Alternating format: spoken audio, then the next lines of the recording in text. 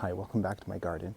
So it's the last chance of the year to take winter cuttings. So I have my pruners and a bucket of water, so I thought I would bring you along as I take cuttings from a bunch of plants that I want to propagate, and then I'll show you how to do it.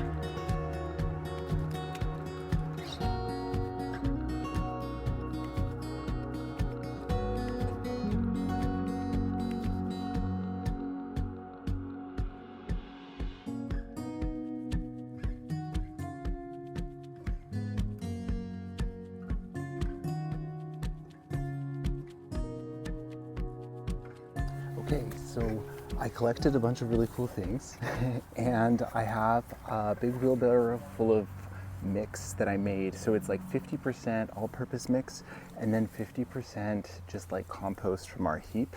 But it's not like sieved or anything. It has lots of kind of like mulchy bits in it, which I think will just like help with drainage, which is important for cuttings. I don't think they need as much on like the nutrition side. The other reason I use our own compost is like it will hopefully get the cuttings ready for what life on the property will be like. It has like all the same kind of like soil microorganisms and whatnot as the soil here. So yeah, anyway, hopefully they'll start to build those relationships. So I have a few different things and hopefully I can keep them all separate and know what's what. But I have a few different kinds of dogwood. So this is a variation of the native dogwood, which is like the red stick dogwood, but this is the yellow version. So I have some of that. I have these ones, which are from a dogwood tree that has like really pretty white flowers. I don't know the name of the variety, but I thought I would give it a shot and just like see what happens. I have 3 of these monkey puzzle little cuttings, and from what I've read from monkey puzzle, it's actually like pretty hard to get it to propagate like this. So I'm not sure if it will work, but hopefully it will. And then if you take like cuttings from the tip of a branch, they won't actually grow back apparently. And then if you do get them to root, they'll never figure out how to grow upright because they're used to growing like outwards. I guess the one exception is if you've cut a branch off, then the new shoots that come out, those ones you can propagate apparently, and you can get them to grow into an actual tree. So I have 3 of these, so we'll see how that goes. These ones here are smoke bush. There's more yellow dogwood. These ones here are a kind of willow. I don't remember the variety, but I got a bunch of these. Willow propagates really easily, so I could literally stick these in the ground and it would work. But I wanted to do them in a pot just so that I can make sure that I keep an eye on like watering them. These ones are Verbena bodadense or something. I'm not sure how it's pronounced. It's like the leaves are just starting to open, so it's kind of like the last moment to actually do this. And then this one I can never remember the name of. I know it's a relative of hydrangeas, so I will see if I can find the name and post it on.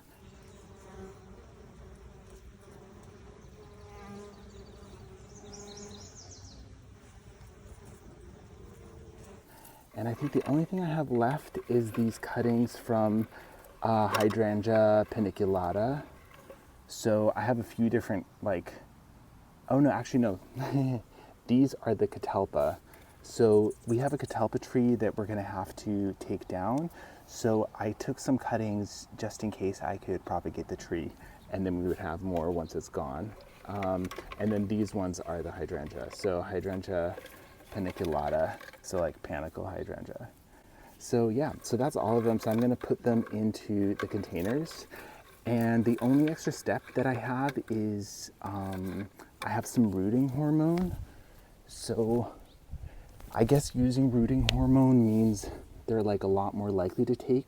The only ones that I won't use it on are the willows because they have their own rooting hormone. And I don't think the dogwoods need it either, but I'm just gonna do it anyway because I wanna see what happens.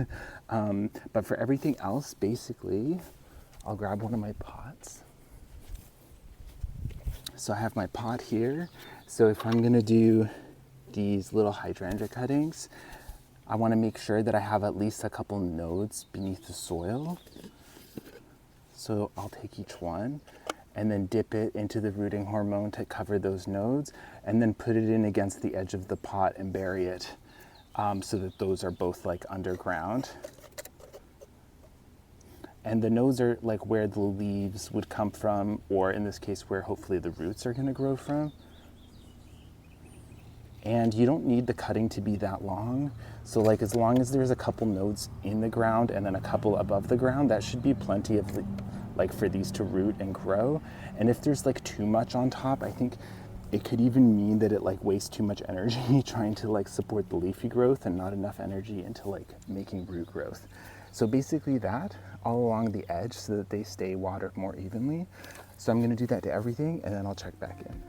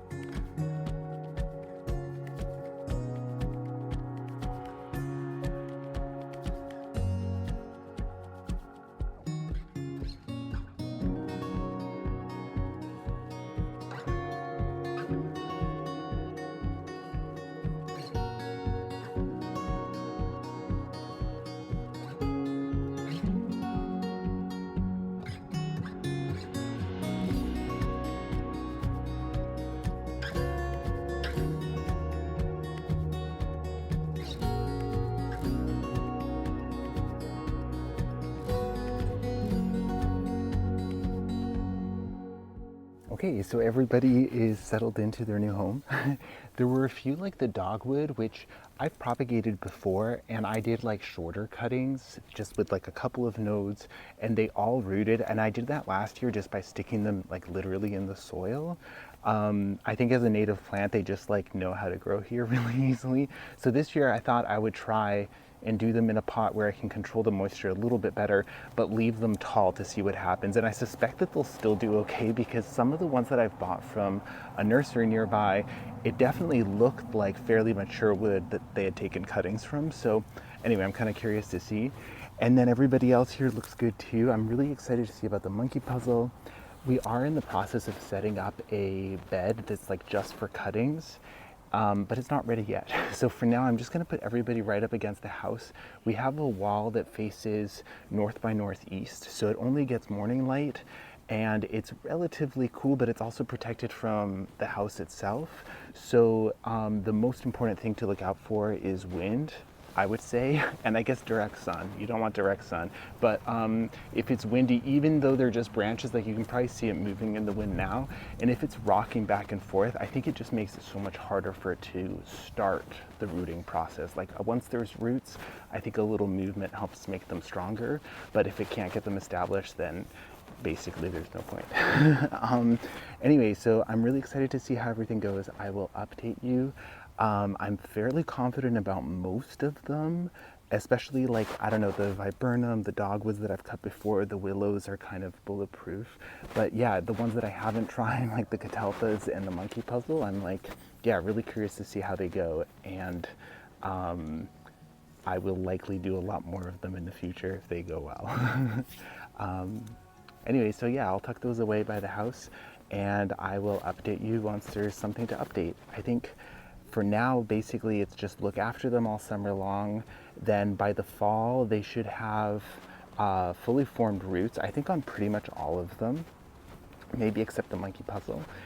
And then once they have their own roots in the fall time, I can pot them up so that each plant is in its own pot, overwinter them like that, and then come next spring, so in like a year's time, they should be ready to go out into the garden. So about a year process, maybe 18 months for some of them, but free plants. So amazing.